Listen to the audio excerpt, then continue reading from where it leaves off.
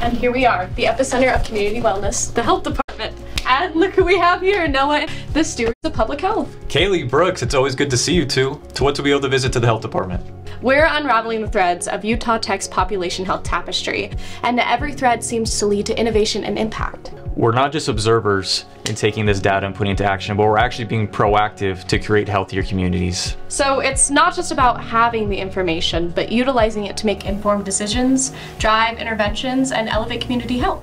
What's great about that is the real-world impact that we have, because we're not only looking at today's health challenges, but we're also predicting the futures. So it's a dance between data, public health principles, and action. Every step, every move orchestrated for maximum impact. Every Utah Tech student that joins us here at the health department is taking that data and putting it to action, because we only want to create healthier and more empowered communities. Well, thank you guys so much for taking care of our communities. Want to head out, Brooks?